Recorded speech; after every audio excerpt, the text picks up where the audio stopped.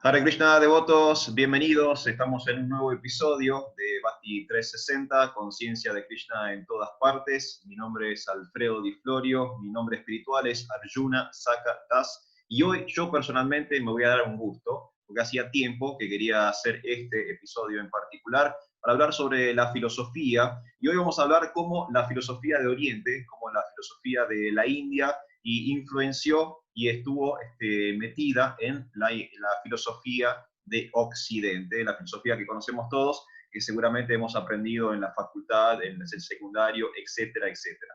Y para eso, un especialista nos va a estar acompañando el día de hoy, que es Chitrak Das, su nombre también es Martín Chara, le doy la bienvenida. Chitrak Prabhu, mis reverencias, Hare Krishna, ¿cómo le va?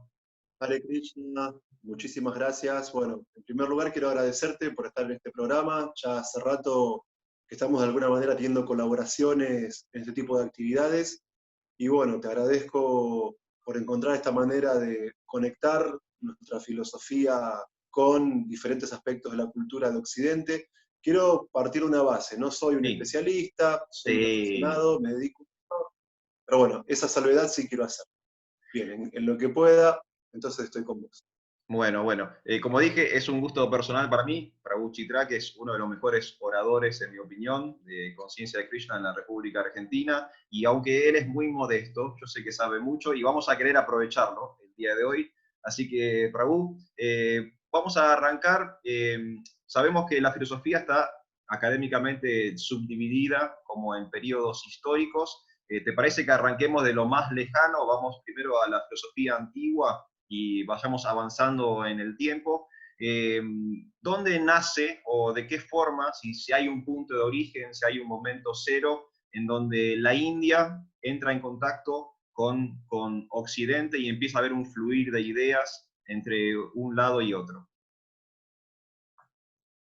Bueno, es muy buena la pregunta, muchas gracias. Voy a hacer una breve introducción. O Sí, sea, cuando hablemos de filosofía y de la relación entre Oriente y Occidente, voy a limitarme únicamente porque puede haber otro tipo de hipótesis, posturas un poco trasnochadas, peregrinas, que caen en excesos, que bueno, no es empíricamente verificable sus postulados. Así que claro. bueno, sí, voy a limitarme a eso. Y quisiera abrir este encuentro, si me permitís, con una cita de un filósofo existencialista alemán, Karl Jaspers, en su libro La filosofía desde el punto de vista de la existencia. Gran estilo, filosofía hace más de 2500 años en Grecia, Uh China -huh. e India. Entonces, quiero aclarar esto porque cuando entramos en el ámbito del estudio filosófico y sobre todo en el ámbito académico occidental, estamos dominados por una fuerte tendencia eurocéntrica. Bueno, hay muchos autores que defienden esa postura. En síntesis, ellos dicen que la filosofía nació exclusivamente en Occidente, principalmente en estatus de filosofía a otras ideas que no son griegas ni occidentales, dándole el rótulo de pensamiento. Y arriba, pensamiento estaría abajo. Porque la filosofía sería algo racional, metódico, sistemático, y el pensamiento sería algo así como un producto de una visión del mundo o algo del ámbito así. Entonces, el punto es este. Según lo que afirma Jaspers, que en ese sentido él es alemán pero no eurocéntrico, decimos que la filosofía es una actividad que como mínimo se remonta a 2500 años atrás y que paralelamente surge tanto en Grecia como en China como en India. Bueno, sabemos que la filosofía occidental se la denomina en este sentido, significa en griego amor a la sabiduría, y acá hay un punto interesante. En India también, en base a lo que dice Jaspers y muchísimos autores más, como von Glasenapp, como Zimmer, Francisco Romero, Fernando Tola, la lista es enorme, ellos también sostienen la tesis de que hay filosofía en India, y en India, como el término filosofía es griego, se utiliza un término sánscrito que es bastante polisémico, y es la palabra darshan, que nosotros la utilizamos muchas veces también. El darshan dentro del ámbito de la vida espiritual implica, por ejemplo, el poder tomar, estar frente a la deidad dentro del ámbito de un templo, o cuando una autoridad espiritual o un maestro da así una conferencia, está dando un darshan, pero técnicamente el término darshan, que viene del verbo drish, que significa mirar, también se utiliza en India para designar a los sistemas filosóficos. Tanto los sistemas filosóficos que se apoyan en los Vedas, como el Mimamsa, el Vedanta, Nyaya, Vaisheshika, el Samkhya y el Yoga, como los que no se apoyan en los Vedas, como es el budismo, el jainismo, agnosticismo, fatalismo y también el materialismo. Entonces, con esta palabra darshan estaríamos haciendo referencia, para no usar términos foráneos, a la filosofía en la propia terminología sánscrita. Luego de esta introducción, ahí sí podemos ir un poco a la pregunta. Bueno, en la Edad Antigua, y limitándonos exclusivamente a lo académicamente demostrable, Sí. podemos ver una relación entre Oriente y Occidente con Alejandro Magno. Bueno, como vos ya sabés, Alejandro Magno vivió en la antigüedad, era macedonio, fue, si no me equivoco, hijo de Filipo II, y Alejandro Magno logró el sueño de los griegos, que es vencer a los persas. Tal cual. Y no solamente, claro, no solamente conquistó gran parte de Egipto, no solamente conquistó el antiguo imperio persa, sino que llegó a dominar hasta el noroeste de la India. Y el punto que, al igual que como hacía Napoleón y grandes estrategas y conquistadores, ellos no solamente viajaban con sus tropas, sino que también dentro de su séquito tenían intelectuales. Entonces, cuando Alejandro en la Edad Antigua llega hasta a conquistar gran parte de Asia, hasta el noroeste de la India, dentro de su corte, dentro de su séquito, iban filósofos también, filósofos representantes del atomismo, representantes de la doctrina de los cínicos y también de los escépticos. Y acá entramos en un nombre claramente reconocible a nivel filosófico en la historia, que es Pirrón de Elis. Pirrón de Elis acompaña a Alejandro hasta India, y ahí encontramos un primer diálogo académicamente demostrable entre la filosofía occidental y la filosofía de India. ¿Por qué? Porque este Pirrón de Elis entró en contacto con brahmanas, filósofos, con yogis que manejaban ideas filosóficas, y de alguna manera esas ideas retornan luego hacia Occidente.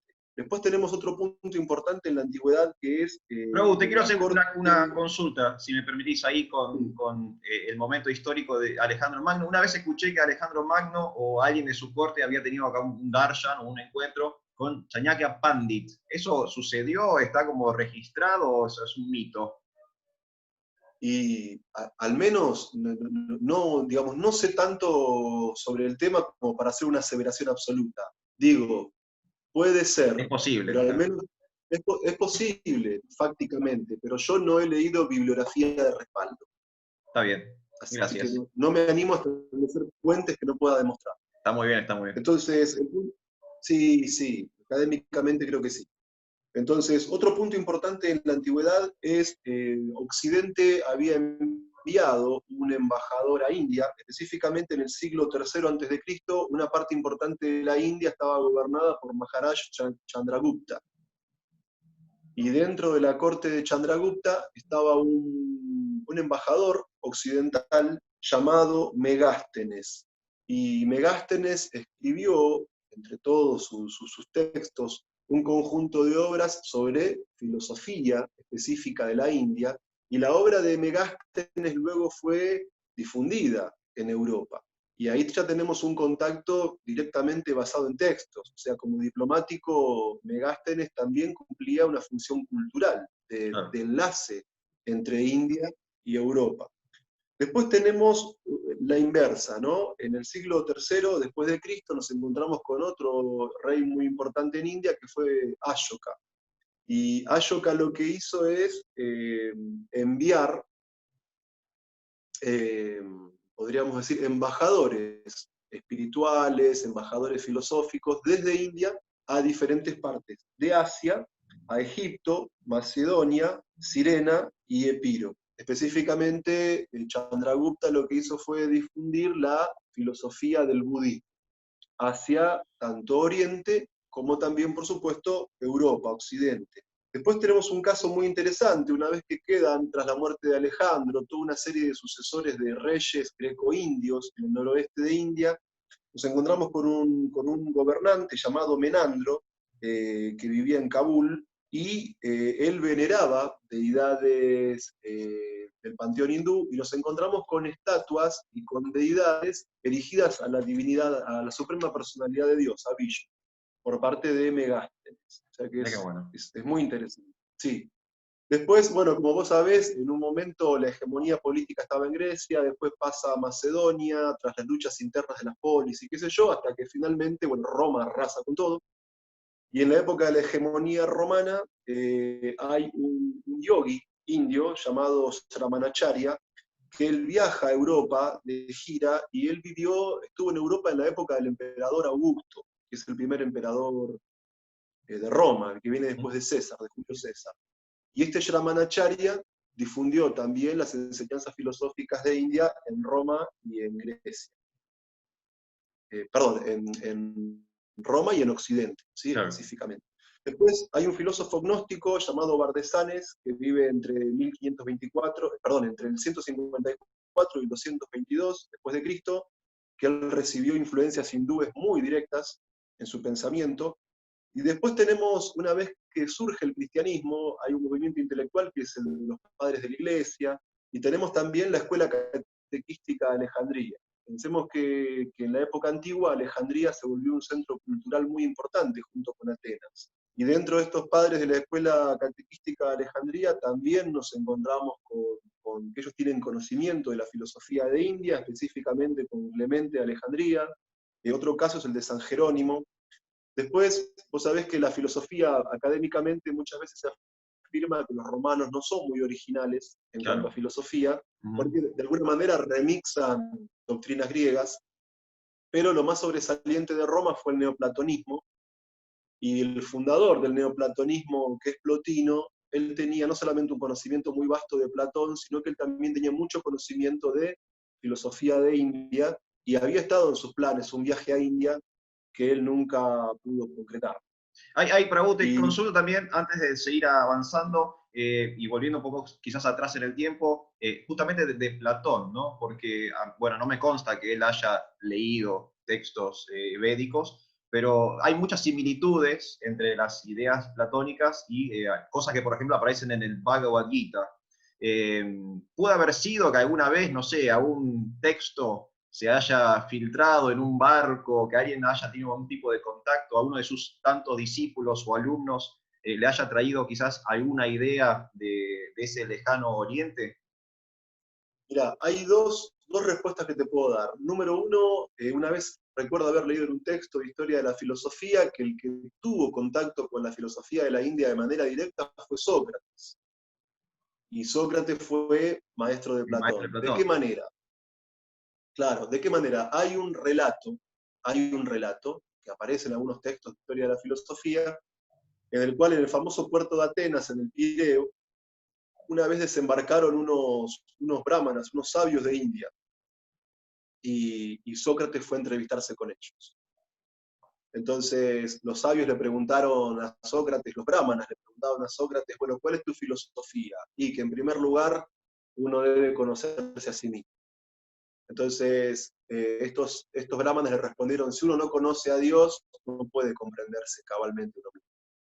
O sea que ahí estaríamos pensando que habría que salir de ese giro antropológico que le Claro. da Sócrates a la filosofía para poner a la divinidad en un plano. Eso número uno.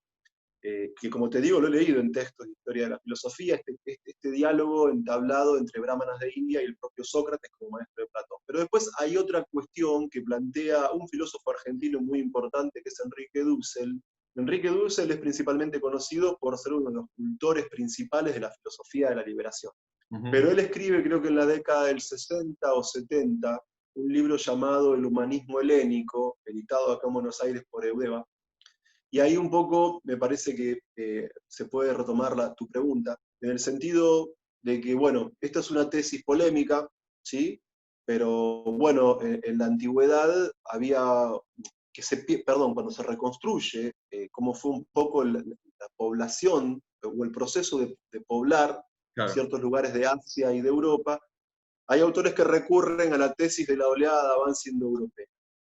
Entonces, ahí Enrique Dussel retoma un concepto de otro filósofo, de Paul Ricoeur, y él dice que los pueblos indoeuropeos, antes de su expansión, cuando se encontraban en algún lugar ahí en Asia, rozando con Europa, ellos compartían un núcleo ético-mítico común en el cual había tres ideas básicas, que era el dualismo antropológico, pensar que hay un cuerpo material que es diferente del alma. El dualismo cosmológico, pensar que hay un mundo que vemos y un mundo que no vemos, y el postulado ético de la purificación del alma. Y lo que sostiene Dussel es que allí donde esos pueblos se expandieron, fueron llevando ese núcleo ético-mítico, claro. las estructuras intencionales de ese núcleo ético-mítico, y que esas estructuras se fueron desarrollando paralelamente en Grecia, en India, y es interesante tu pregunta porque vos fíjate constantemente cuando uno lee la obra de Nietzsche, en varios libros de él dice, porque Platón como los hindúes, porque Platón así como los hindúes, porque uno Claro, puede ver ese ida y vuelta entre Platón y la India. Entonces, claro, tal bueno, cual. después es indudable ese diálogo entre Platón y la India. Para cómo se dio ese diálogo, bueno, tendremos hipótesis sobre Claro, eso. nunca vamos a saber, nunca vamos a saber. También es cierto que por ahí nosotros tenemos una idea de Grecia como esa Y es un pequeña tema que isla, y en realidad en la antigüedad el mundo griego llegaba hasta Asia. O sea, la geografía griega en la antigüedad era mucho más extensa que la geografía griega en la modernidad. sí, vos pensás que los griegos impulsaron un proceso de apoiquías, que fue crear colonias, y vos pensás que estaba bajo la influencia cultural griega parte del cercano oriente.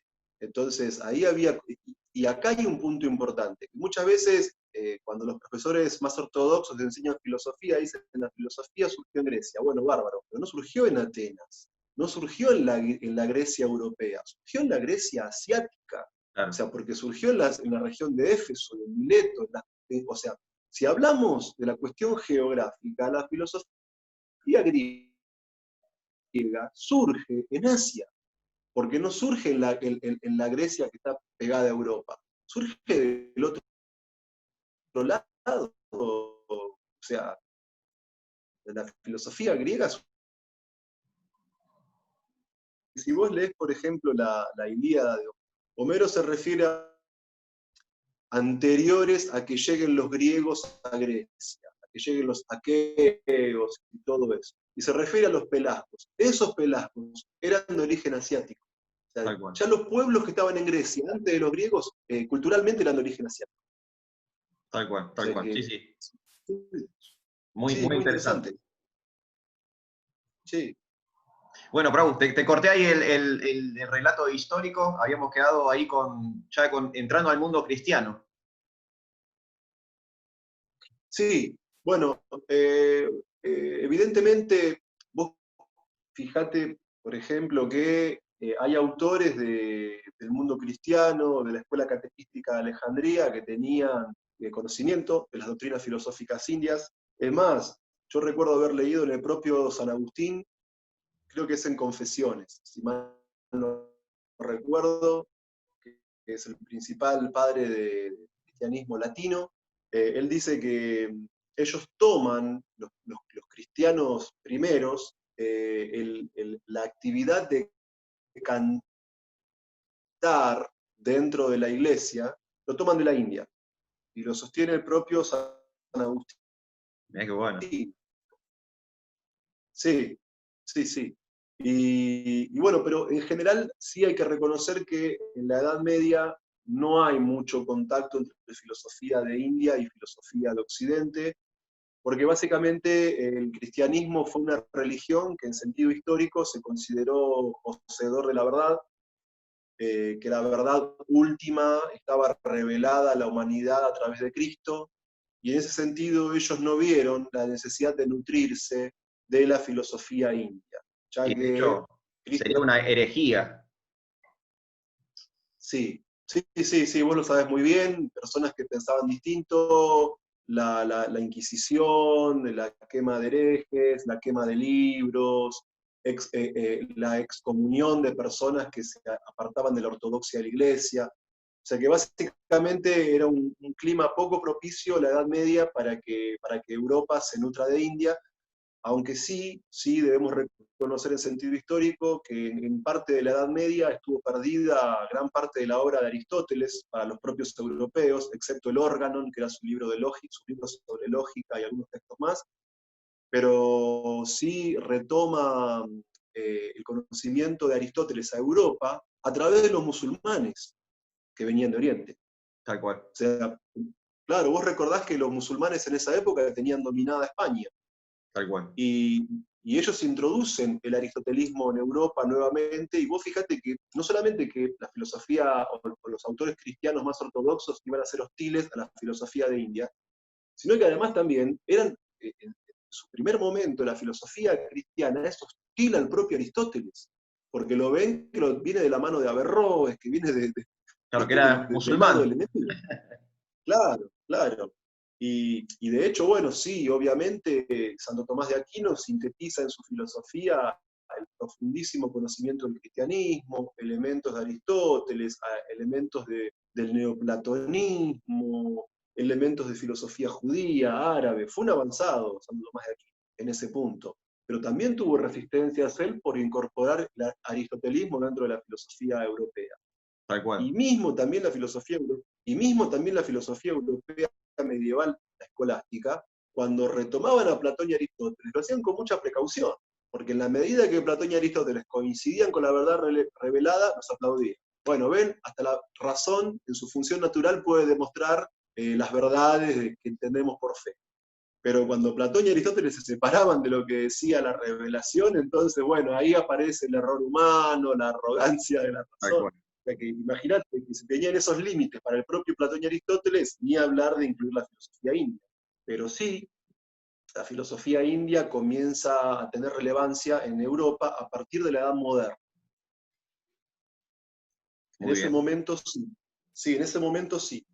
¿Cuál es el primer contacto que tienen los modernos con la filosofía de India? Bueno, básicamente es por comerciantes europeos que volvían de Oriente, y además de traer sus mercancías para fomentar el comercio y buscar ganancias, obviamente traían textos, traían ideas filosóficas, ideas religiosas de Oriente y de India. Y también otro contacto intelectual se da entre los misioneros cristianos, porque Europa envía misioneros a Asia, y ellos no solamente llevaban la fe en Cristo, en el Nuevo Testamento, sino que también ellos traían, algunos de ellos, los más intelectuales, ideas filosóficas de India. Sin Claro. embargo, el contacto fuerte y más serio, porque pensá que tanto comerciantes como religiosos aportaban su mirada respecto a lo que ellos habían comprendido, ¿sí? Pero el contacto ya se comenzó con la Ilustración. O sea, ahí la Ilustración europea le da un lugar importante al estudio de la filosofía de India. Tenemos en 1740, un hito fue la carta del padre Pons de Careical, que lo publica en la revista Letras Edificantes, y ahí este sacerdote hace referencia a la doctrina Nyaya, al Vedanta, al Samkhya, al Jainismo y el budismo. También por aquel entonces tenemos la edición de la Historia Crítica de la Filosofía de Jacobo Brackner, que expone diferentes aspectos de la filosofía india en Europa. También tenés en Francia, por aquel periodo, traducciones que se están haciendo de los Upanishads, que son fundamentales en la filosofía de India, pero que se traducen no del sánscrito, sino que se traducen desde las versiones que vienen de la lengua persa. Ajá. Pero ahí ya tenemos presencia de los sí. Y estos Upanishads van a causar más adelante una impresión muy fuerte, bueno, en autores que vos conocés muy bien, como Schopenhauer y tantos otros más. De hecho, Schopenhauer consideraba a los Upanishads, dicho por él mismo, el consuelo de la vida y la muerte. Él se refería a él con esa expresión. Y un punto importante que te puede interesar, Prabhu, es Sí. que en el año 1785, acá hay un hito importante para nosotros. En 1785, un intelectual de Gran Bretaña, Charles Wilkins, tradujo 1785. Esa sería la primera traducción del Bhagavad Gita. Sí, pero a lengua europea. Tal cual. A lengua europea. Y es Warren Hastings, un personaje muy importante que fue el fundador del dominio británico en India, el que escribió el prólogo para dicha obra. También otro punto importante es que von Humboldt escribió un ensayo del Bhagavad Gita por aquel entonces, que es el ensayo del Bhagavad Gita que lee Hegel. Y Hegel escribe a su vez su propio ensayo sobre el Bhagavad Gita. Yo recuerdo haber leído novelas de Hegel donde aparecen referencias directas a la filosofía de la India, incluso en Hegel recuerdo haber leído el nombre de Krishna también. Qué bueno. Sí, sí, sí. Bueno, Y acá ya, no bueno, y estamos, ya después... acá ya estamos metiendo manos en la masa, ¿no? Porque acá ya es el Bhagavad Gita, ya no es que, bueno, es un filósofo perdido, ya hay un texto fundamental. Sí, sí, sí. Lo que pasa es que, bueno, en Hegel técnicamente tenemos una visión muy dual sobre la filosofía de India, porque he leído la traducción de algunos seminarios de él, donde él directamente decía que en India hay filosofía y una lógica formal fuertemente desarrollada, y hay otros textos de él donde directamente él le niega a las doctrinas indias el estatus de filosofía. Y bueno, hice una investigación sobre ese tema, es muy interesante, bueno, eso amerita Otro un encuentro. desarrollo. Sí, sí, sí, sí, eso amerita un desarrollo porque, bueno, Hegel es uno de los más grandes filósofos de toda la historia de Occidente y es un filósofo que tuvo provocado una gran influencia en el resto de otros autores, pero a su vez también adolecía de ciertos conocimientos, a pesar de que en algunas cuestiones él llegaba a conclusiones lapidarias, pero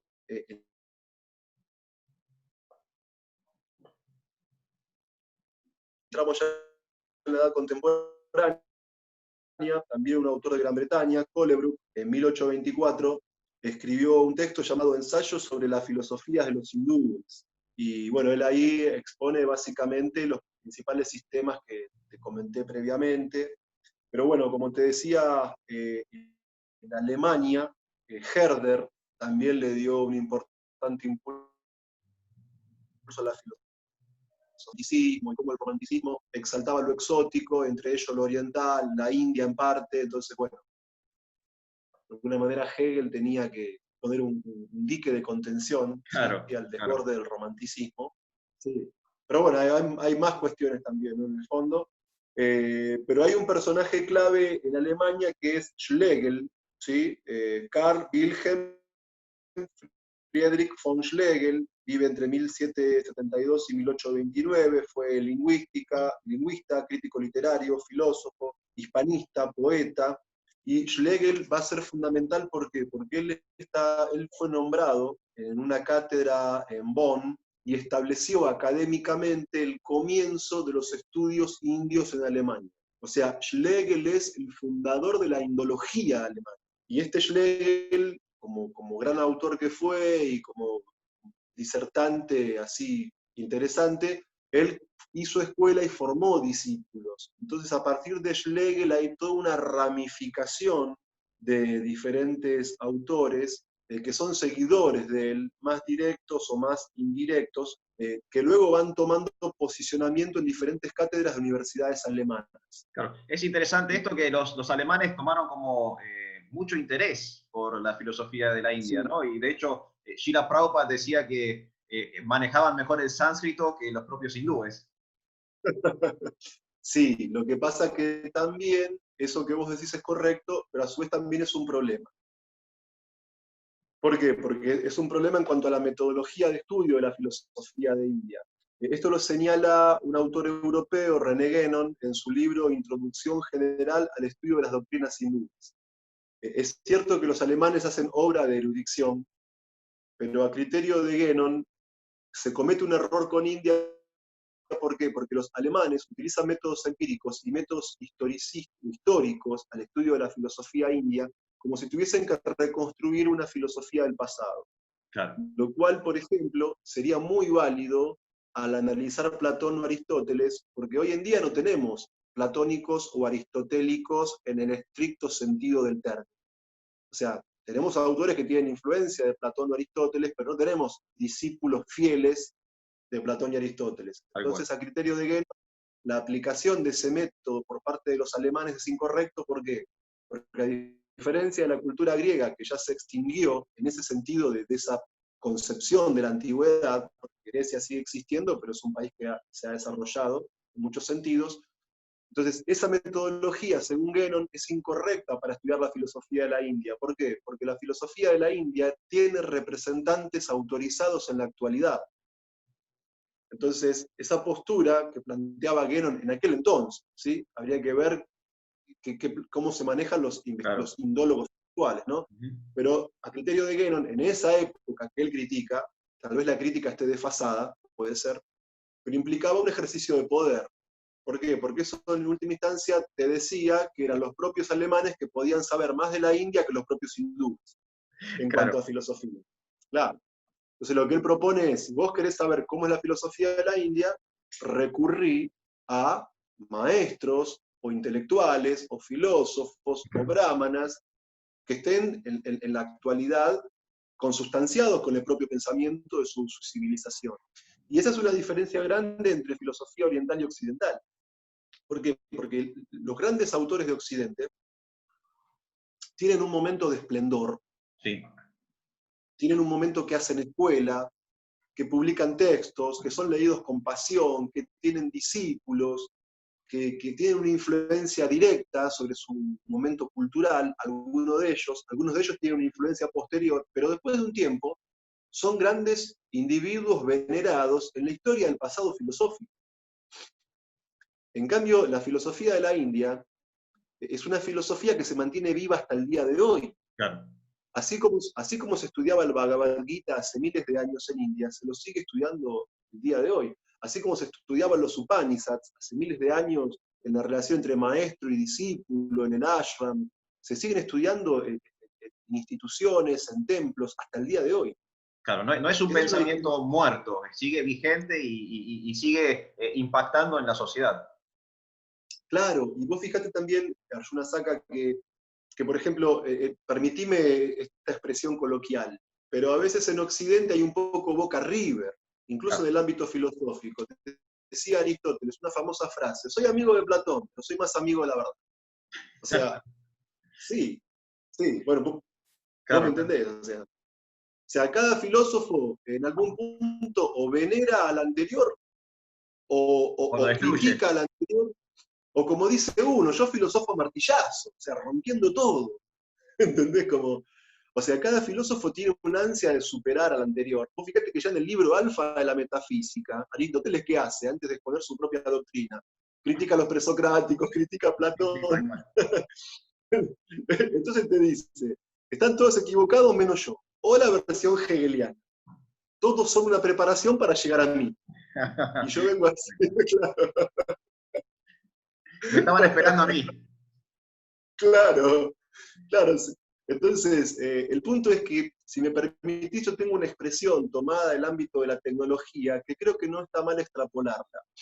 En el ámbito de la filosofía india, y sobre todo de esas filosofías que se apoyan en los Vedas, como el Mimamsa, el Vedanta, el Nyaya, el Vaisheshika, el Samkhya y el Yoga, más que un autor dentro de la misma escuela, más que buscar refutar a otro, yo lo que considero es que cada autor nuevo actualiza las doctrinas del anterior, las va actualizando, porque no arranca de cero, porque no dice estaban todos equivocados y yo con mi complejo de Mesías digo, ahora yo los voy a salvar del error, Claro. sino que los representantes actuales de esas escuelas que son parte de las grandes tradiciones de pensamiento de India, lo que hacen es básicamente eso, expresar en un lenguaje más actual, o con ejemplos más actuales, o con argumentaciones más actuales, ideas que son propias de una tradición filosófica milenaria. Tal cual. Chitrak, antes Sí. que sigamos con el desglose histórico, me gustaría conocer un poco de tu historia, cómo que vos llegás a la filosofía, cómo que te empezás a apasionar. por esto de las ideas y del pensamiento y demás. ¿Cómo fue tu viaje hacia esta área del saber? Bueno, mirá, tengo que retomar a Jaspers, con quien abrimos la clase de hoy. En mi caso personal fue la situación límite.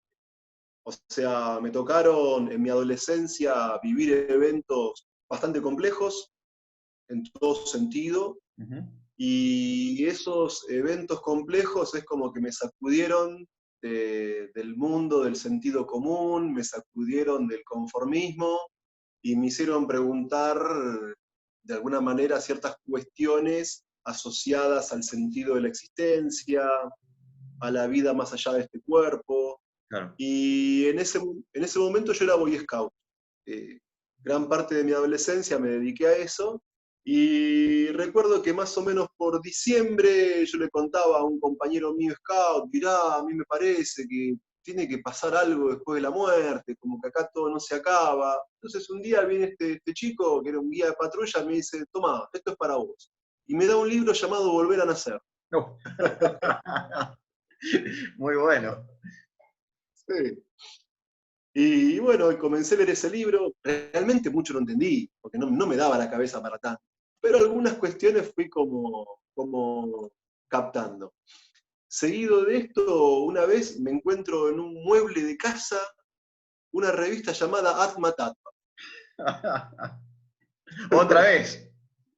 Sí, sí, que tenía una imagen de una divinidad que yo no conocía, llamada Krishna, que estaba como en un bosque y con una flauta, me pareció muy interesante, y ahí sí entendí. Leí un artículo que se llamaba, creo que, Meditación para la Era Moderna. El autor creo que era Harikeya Suar. Mira qué bueno. Y sí, aparecía ahí un mantra, entonces yo probaba en casa, ahí pronunciar ese mantra y veía que tenía un efecto. Y después de eso ocurrió algo muy particular. Fui a un comercio local y me encontré en ese comercio el mantra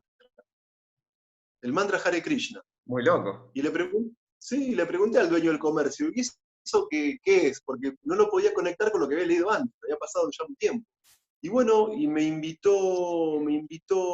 a una serie de charlas que iba a dar un maestro espiritual alemán, Bhakti-Bhusan Swami Maharaj, en la ciudad de Punta Alta, cerca de, cerca de Bahía Blanca. De Bahía Blanca, claro, claro. Pero Sí, este sí. negocio, Y este bueno, local era de un devoto, ¿vos sabías? O sea, ¿nunca te enteraste sí, si era un devoto o algo? sí, por supuesto, Ah, porque después entablamos una relación muy interesante, sí, por supuesto, sí, sí. Ramapati Prabhu, hace poco dejó el cuerpo. exacto, sí, sí. Y yo tuve una relación con él, con su esposa, con sus hijos. Bueno, uno de los hijos de él era el compañero mío del Grupo Scout. Y bueno, y después de ahí me vine para acá a estudiar y empecé a ir a un templo Hare Krishna que estaba en Andonaegui 2054, Villa Urquiza, y ahí continué con mi formación en la tradición védica, la tradición Vaishnava. O sea que se podría decir que tu encuentro con la filosofía también fue tu encuentro con la vida espiritual, casi como al unísono. Sí, sí, sí, sí. Y bueno, y tras leer Satmatattva y luego volver a nacer, ir a escuchar clases, a practicar la meditación en el Mahamantra y todo lo demás, bueno, comencé a leer el Bhagavad Gita, el Srimad Bhagavatam, y un tiempo después, bueno, yo estaba en la secundaria en esa época, tenía 16 años cuando conocí a ISKCON. Y bueno, y terminé la secundaria y empecé a estudiar abogacía por mandato familiar, Ujú. básicamente eso, y bueno. No funcionó. eh, no, estudié unos años, es una carrera muy interesante, pero bueno, hasta que fue la lectura del Bhagavad Gita, del Srimad Bhagavatam, que me hizo pensar al revés. Digo, ¿y qué pensarán en Occidente? Y ahí decanté por empezar a leer filosofía occidental ya organizadamente, a nivel de estudio y todo eso. Claro, está muy bien, está muy bien. Bueno, si querés, podemos volver a lo donde nos habíamos quedado. Estamos, creo, ya en los contemporáneos, ¿no? Ya filosofía contemporánea. Sí, sí, sí. Bueno, como te decía, hay toda una serie de seguidores directos o indirectos de Schlegel que ellos van posicionándose en diferentes cátedras de universidades alemanas, y ahí se da esta expansión, ¿sí? del interés que tiene Alemania por la filosofía de India, lo que vos decías, ¿no? Que parecen saber el sánscrito mejor que que los propios hindúes. Sí, sí, Sabemos que los alemanes tienen fama de eficiencia. tal cual, tal cual. Sí. Entonces, bueno, te encontrás con autores como Ottmar Frank, como Pohley, Windishmann y varios más que fueron tomando cátedras en universidades de Alemania. Bueno, obviamente en la filosofía contemporánea tenés mención de filosofía india, como habíamos comentado, en la obra de Hegel, obviamente en la obra de Schopenhauer, El mundo como voluntad y representación, en Schelling, otro idealista alemán, y por supuesto siempre hay menciones a la filosofía de India en la obra de Nietzsche. Sí, tal cual. Eh, sí, sí. Y a fines del siglo XIX hay un renovado interés en Europa por el estudio de la filosofía oriental y la India en particular, con autores enormes como Max Müller y uno de los pocos amigos que tenía Nietzsche, que es Paul Deussen. Que ahí en la obra de Deussen tenemos un acceso al Oriente y a India en particular que es muy, muy interesante. Quiero volver un segundo, Chitrak, si podemos, a Nietzsche, porque es como interesante la contradicción quizás que hay en él, ¿no? Porque tiene libros como, por ejemplo, El Anticristo, donde está durante todo el trabajo criticando a la iglesia o a la religión cristiana y sobre el final termina elogiando los Vedas, ¿no? O tiene frases como Dios ha muerto, pero al mismo tiempo tiene este contacto con un pensamiento que es teocéntrico. Sí, yo creo que de alguna manera, vos fíjate que hay un autor alemán, un filólogo, llamado Werner Jäger. Él escribió muchos libros interesantes, muy profundos, muy bien documentados. Una obra monumental de él es Paideia, también editado por el Fondo de Cultura Económica. Y aclaro, esa editorial no está auspiciando mi clase. Quiero aclarar. Bueno, pero podemos dejarlo para el futuro en todo caso. Vayamos tirando Sí, sí. puentes. Sí, sí. Pero bueno, pero el punto es que, vos fíjate que hay un libro de él para referirse a la filosofía presocrática, que son los primeros autores de Occidente, de los cuales no nos han llegado obras escritas a nosotros, sino testimonios Claro, tomados de referencias. Diógenes Laercio, sí, Platón, Aristóteles. Pero él, ¿cómo titula su libro sobre filosofía presocrática? La teología de los primeros filósofos griegos. O sea, el pensamiento filosófico en Occidente, cuando se inicia, que surge no en Europa, sino en Asia, como habíamos visto, es teológico, porque la filosofía occidental surge buscando la causa de todas las causas. Es una filosofía fuertemente metafísica. Ujú. Entonces, en un punto, la filosofía occidental no puede liberarse del todo de la búsqueda de un principio, de la búsqueda de un fundamento o de la búsqueda de Dios, si querés en Claro. última instancia. Entonces, hace poco, antes de la cuarentena, tenía una charla con una estudiante de filosofía que decía, y lo que pasa es que para ser filósofo hay que ser ateo. Y le digo, ¿y quién te vendió eso?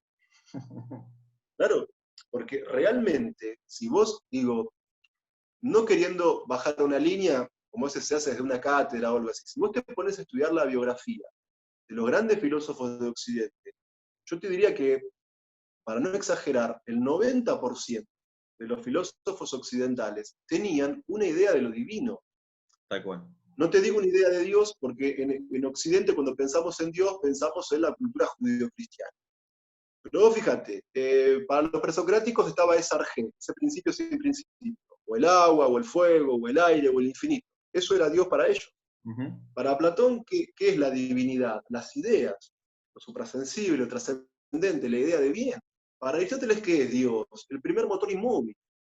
Bien, para la tradición, obviamente, cristiana medieval, es el Dios revelado, la Biblia y todo eso.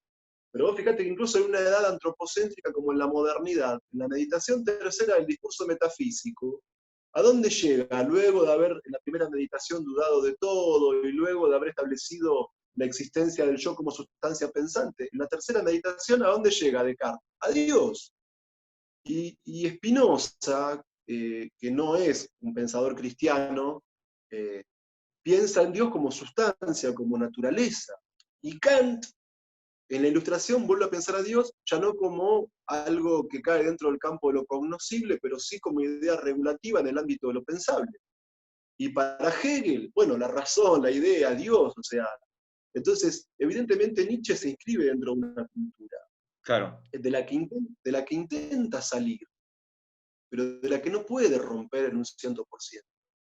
Entonces, estaría mal documentado si te digo todos los filósofos occidentales creen en Dios. Eso estaría pésimo decir eso. Pero sí te digo, sin lugar a dudas, que el 90% de los grandes filósofos de Occidente han fundamentado racionalmente una idea acerca de lo divino, claro. Una especie como que de puede ser, Dios filosófico.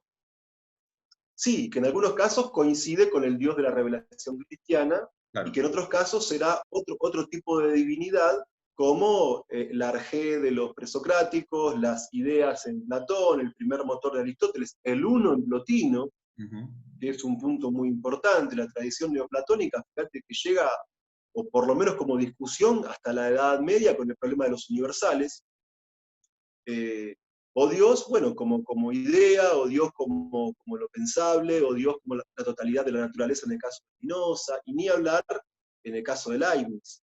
Claro. O fíjate que en la filosofía contemporánea, el propio Jaspers, cuando acuña el concepto de trascendencia o lo circunvalante, está haciendo referencia en parte a Dios. Tal cual. Sí, y entonces, bueno, yo creo que Nietzsche intenta romper con un modelo el cual no puede romper del todo, pero él lo intenta. Sí, sí, tal cual. Pero ese espíritu trágico lo persigue, la paradoja sigue ahí. No, por eso hablaba, ¿no?, de un espíritu como contradictorio, ¿no? Había muchas paradojas, Sí, muchas contradicciones en Nietzsche, tal cual. Bueno, de hecho, él no, en un momento, en una de sí, sus frases famosas, solo creería en un Dios que sabe bailar, ¿no? claro, claro. Y vos fijate, con esta frase estás dándome pie a algo muy importante, que en la tradición filosófica y teológica de India, hay un texto muy interesante que vos lo conoces muy bien, el Néctar de la Devoción, que es un estudio resumido del Bhakti Rasamrita Sindhu, de Rupa Goswami, y básicamente ese libro, el conocimiento que encontramos acerca de Dios en ese libro es asombroso porque es extremadamente analítico y minucioso, y aunque Dios es un ser infinito, ahí Rupa Goswami está describiendo las principales características de Dios, y una de esas características es que él es un músico experto, Tal cual. que él es experto en la ejecución de instrumentos musicales, él es experto en la danza, él es experto en el lenguaje, él viste de modo artístico. Entonces, bueno, Bueno, Nietzsche y esa, encontró su Dios, al final Nietzsche encontró su Dios. y esa divinidad es Krishna, es Krishna, es Krishna. Ahora, el año pasado, tuve un encuentro con un doctor en filosofía, con el que estuvimos hablando de estos temas, y él mencionó un libro donde, es un libro que aclaro, no lo leí, no lo leí, pero este doctor en filosofía me contaba que hay textos escritos por investigadores europeos donde señalan que esa divinidad, Dioniso, de la que habla Nietzsche, es la divinidad que en India se conoce como Shiva, o que tiene conexión o relación con esa divinidad que es Shiva. Pero bueno, aclaro, eso no lo leí No le- directamente, no es puedo otra posibilidad. aseverar. Sí, otra posibilidad. Pero pensemos también, como vimos hace un rato, que Paul Deussen, un orientalista experto europeo, era uno de los pocos amigos que tenía Nietzsche, y bueno, uno puede ver en Nietzsche, ¿no?, esa cuestión de hacer referencia a la India constantemente. Tal cual, tal cual. Chitrak, ¿algún otro material queda ahí de la filosofía contemporánea? No, simplemente un breve comentario Sí. que, digamos, la otra cara, el anverso de esto. Y es que, como vos bien sabés, India es un territorio que sufrió a través de la historia diferentes invasiones. Ya habíamos hablado de Alejandro Magno y los griegos. India fue invadida por mongoles, Ujú. India fue invadida por musulmanes, India fue invadida por ingleses. O sea, India es un país que tradicionalmente casi todo el mundo quería llegar, hasta el propio Colón quería llegar ahí. Tal cual. Todo el mundo quería llegar a Entonces, la India. sí, sí. Entonces, lo que faltaría un poco mencionar son dos cosas más, y es cómo India toma contacto de nuestra filosofía occidental. Muy Es uno bien. de los puntos. Entonces, India conoce masivamente la filosofía occidental a partir del siglo XIX. ¿Por qué? Porque con la conquista, o sea, los ingleses no tenían únicamente el control territorial o el control económico, tenían también, intentaron implantar un control de tipo cultural. Claro. Y uno de los dispositivos de ese control era fundar universidades en India al estilo europeo. Entonces, en esas universidades que surgieron en India en el siglo XIX, ahí los europeos organizan y difunden el conocimiento de la propia filosofía occidental en India. Esto es interesante porque surgen unos híbridos en India, las lecturas que hacen los indios de Hegel, que hacen los indios de Marx, que hacen de Me imagino. Comte. Sí, sí, Si es es algo interesantísimo. si es algo parecido al cine hindú, yo ya me imagino lo que debe haber sido. Sí, puede haber sido, es muy interesante. Pero lo que es más interesante es la huella que esto deja a nivel metodológico. ¿Por qué? Porque obviamente India, creo que es en la década del 40 del siglo XX, que se independiza de Inglaterra, y evidentemente no solamente hay una independencia política y todo lo demás, sino que ellos quieren de alguna manera reflotar, resignificar y rejerarquizar su propia cultura. Y con toda esta modalidad de estudio que habían traído los europeos, son los propios indios que empiezan en la propia India a nivel académico a escribir ellos mismos tratados de filosofía, pero con los cánones Claro. metodológicos y estándares de tipo académico. Más Y así es que sistemático. claro, y así es que los propios indios comienzan a escribir sus propias historias de la filosofía india, sus propios diccionarios filosóficos, los propios tratados que comienzan a bucear de manera mucho más metódica en las raíces de su propio pensamiento filosófico. Bueno, si me permitís, para concluir, había un segundo punto que me Sí. parece interesante y que es jugar un poquito con la historia del huevo y la gallina. A ver, a ver, a Sí. ver. Entonces, ¿qué se ha pensado sobre la problemática del comienzo de la filosofía? O sea, con la expresión comienzo de la filosofía se hace referencia al cuándo y dónde. Es decir, en qué momento es que la humanidad da ese paso para intentar comprender racionalmente la realidad. Y tenemos diferentes posturas. Digo de las académicamente demostrables, ¿sí? Entonces, desde la antigüedad en adelante se plantearon de modo recurrente las cuestiones sobre el comienzo histórico de la filosofía. Es decir, ¿la filosofía surge en Europa o la filosofía surge en India? ¿O la filosofía surge en Occidente o surge en Oriente? Sí. Y la verdad es que el propio Occidente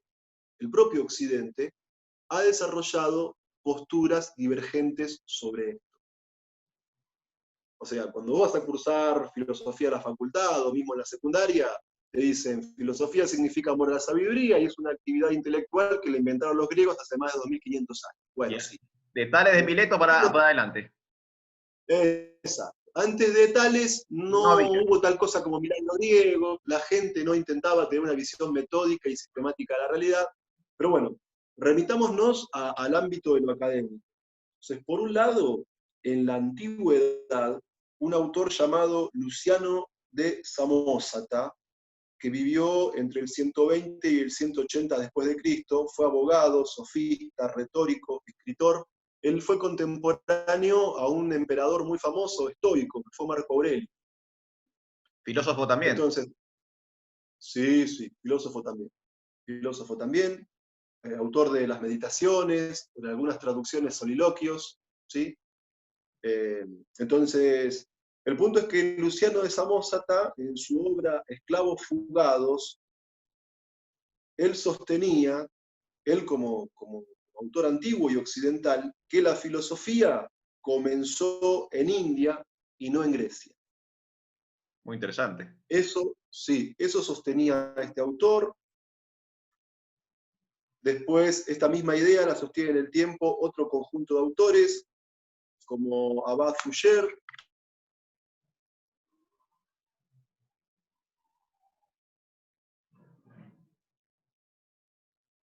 Y también Víctor de Cuzán sostenía que los filósofos indios habían creado la filosofía y no los occidentales. Y hablamos de autores orientales, autores occidentales que dicen que la Claro. filosofía surge en India y no en Grecia. Y después, obviamente, tenés el anverso, Diógenes Laercio, al inicio de su obra Vida y Opiniones de los filósofos más ilustres, dice que la filosofía comienza con los griegos, y no solamente eso, que toda educación de la humanidad comienza con los griegos, él no era muy eurocéntrico, No, y no. después, bueno, no, no, Para nada, para nada. no, no. Eh, sí, eso es un ejemplo claro de lo que Guénon llama el prejuicio clásico. Que toda la civilización surge en Occidente y si el resto del mundo tiene algún tipo de vestigio de civilización es porque lo tomaron de los romanos que se expandieron por Asia y por África y por Europa.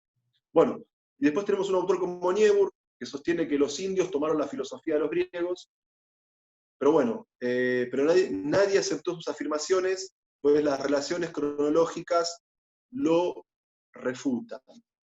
Entonces, lo que sí podemos decir en sentido conclusivo y académicamente demostrable es esto anterior, y sí podemos ver que a nivel de conclusión no se puede decir que todos los filósofos de Occidente tengan influencia de la filosofía india, eso no se puede decir, eso es totalmente inválido, no está corroborado por la documentación necesaria, pero sí se puede decir, Arjuna Saka, que autores como Pitágoras, Leucipo y Demócrito presentan puntos en común muy marcados con la filosofía de India.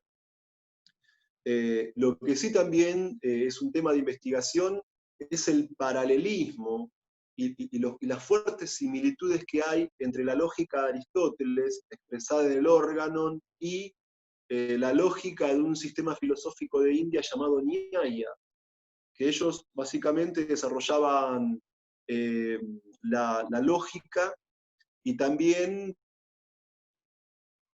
ciertas técnicas de dialéctica erística para poder vencer en la argumentación, como hacían los sofistas de Occidente, ¿sí? En Claro, un punto. claro. O sea que Entonces, sería que en paralelo, en simultáneo, estos dos sistemas estaban como creando al mismo tiempo. sí, sí, y hay muchas similitudes en el estudio de los razonamientos, reglas de validez, análisis de los términos, es muy interesante. Eh, y lo que sí es verosímil, académicamente hablando, decir que hay influencia directa de la filosofía de India en autores occidentales, gnósticos y neoplatónicos. Es decir, es prácticamente demostrable la influencia de la filosofía de India en Basílides, Orígenes, Plotino y Porfirio. Específicamente ellos toman elementos del Vedanta, del Samkhya y algunos del budismo Claro. para construir sus propias doctrinas. Y pensá que por el lado de Porfirio, como te comentaba previamente, que es un neoplatónico muy importante, por el lado de Porfirio, y un tema interesante también, dentro de los filósofos neoplatónicos y neopitagóricos, era regla frecuente la práctica también del vegetarianismo. Tal cual. Sí, sí, había ya ¿Sí? no solamente el pensamiento, sino también hábitos y estilo de vida. Tenían que ser como Sí, adherentes a la filosofía. sí.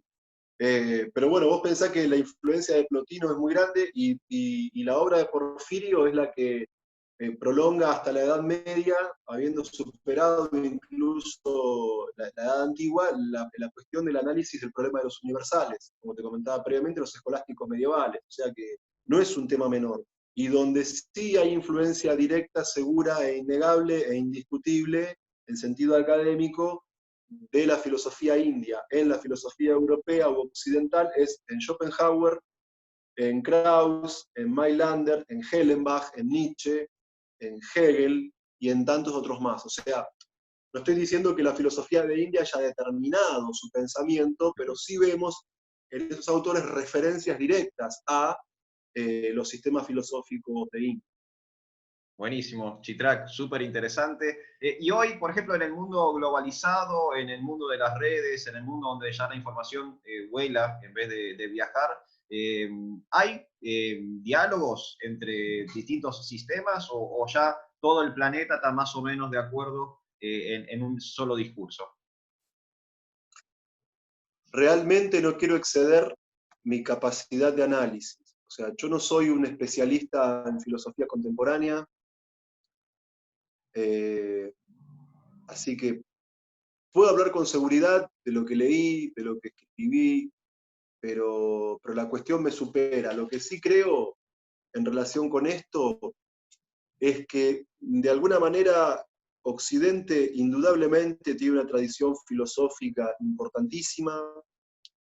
Vos observá, Arjuna Saka, que si analizamos la cosa de manera analítica, hay un texto muy interesante de Fernando Tola y Carmen Dragonetti llamado Unidad en la Diversidad, y ellos ahí demuestran conclusivamente, sin lugar a dudas, la relación filosófica que hay entre Oriente y Occidente. Ellos demuestran el estatus filosófico de las doctrinas indias, y ellos lo que hacen es analizar qué conceptos en común hay en Oriente y en Occidente, qué doctrinas en común hay entre Oriente y Occidente, y qué fines hay en común entre la filosofía oriental y occidental. Y ellos sostienen algo que también sostiene Helmut von Glassenap en su libro La filosofía de los hindúes, y es que las relaciones y paralelismos entre filosofía de India y filosofía de Europa es hasta la modernidad, ahí corta. O sea, en la edad, sobre todo en la edad antigua, Claro. vas a encontrar una relación importante en cuanto a conceptos. O sea, hay dualismo antropológico en India, dualismo antropológico en Grecia, y hay este postulado de la doctrina de la moral de la purificación del alma, Platón, en un tipo de lógica, sea el desarrollo de las ciencias naturales, mismo el propio Occidente, de alguna manera, hay separación entre filosofía y ciencia, pero el punto es que sí podemos concluir que hay conceptos muy similares en India y en Occidente, sí podemos concluir que hay doctrinas muy similares, y sí podemos concluir que hay fines muy similares, porque vos fíjate que en última instancia la filosofía pitagórica, la filosofía de Platón, buscaban liberar al alma del ciclo de reencarnaciones. Claro. O sea, consideraban al cuerpo mediante el conocimiento filosófico o científico-matemático, como sostenía Pitágoras, más la práctica de la virtud, que se producía la purificación del alma, desenredarla del ciclo del nacimiento y la muerte. Y fíjate que también dentro del Bhagavad Gita, dentro de los Upanishads, también tenemos una clara presencia de este pensamiento liberacionista, la idea de que no somos el cuerpo, que no somos las designaciones que acompañan al cuerpo, que ni siquiera somos en realidad el cuerpo sutil, como la mente, el ego, la inteligencia, que el alma es espiritual, que el viento no la puede marchitar, que el agua no la puede mojar, el viento no la puede quemar, ningún arma la puede destruir, y que en última instancia el alma tiene que desapegarse del deseo material, desapegarse del cuerpo para en su estado puro conectarse con la divinidad, conectarse con Krishna. Entonces, el punto sí es que Occidente de alguna manera se alejó de los fundamentos de su cultura. La cultura griega, la filosofía griega, era una filosofía del ser, en función de lo que ellos entendían como ser, Claro. ¿sí? No en función de la crítica que obviamente va a hacer Heidegger en el siglo XX. Es una filosofía fuertemente ontoteológica, la filosofía griega, y el punto es que el Occidente actual de alguna manera rompió con sus raíces. El Occidente actual, más que buscar el mundo de las ideas, está intentando cada vez controlar y dominar de manera más científica y acabada el mundo sensible, el mundo de la opinión, y en ese sentido Occidente se ha apartado de sus propias raíces. Y es por eso que de alguna manera creo que se podría entablar un diálogo fructífero entre Oriente y Occidente, no únicamente desde el punto de vista intelectual o académico, no existencial. En el sentido que creo que la filosofía de India, la filosofía presente en el Bhagavad Gita, en los Upanishads y en tantos otros textos más, de alguna manera son conscientes de la importancia que tiene saber quiénes somos, de la importancia que tiene plantearnos cuál es el origen de todo y cómo restablecer nuestra relación con ese origen. Entonces creo que el diálogo entre Oriente y Occidente sería muy fructífero porque de alguna manera si Occidente tomase en cuenta la filosofía del Bhagavad Gita, sería también como volver a sus propias raíces griegas. Claro. Sería un poco como un renacer importante de la cultura y daría la posibilidad de no vivir en una modalidad existencial del tener, como decía un filósofo alemán contemporáneo, Erich Fromm, que es la modalidad existencial que domina al hombre actual, sino que ese diálogo entre Occidente y la India nos permitiría elevarnos a una modalidad existencial del ser, donde las preguntas como quién soy, de dónde vengo y a dónde voy, cobren mucho más relevancia al momento de orientar nuestro paso por el mundo y también de pensar lógica y analíticamente proyectos de vida que nos permitan autorrealizarnos en todo sentido, y sobre todo en el sentido intelectual y espiritual.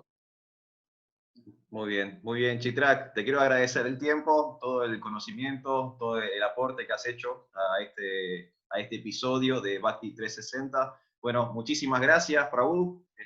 Suerte ahí con todo lo que viene para lo que resta del año, para bueno, tu carrera profesional, para tu vida espiritual, Prabhu. Muchísimas gracias. Estamos muy felices de haberte tenido acá en este espacio.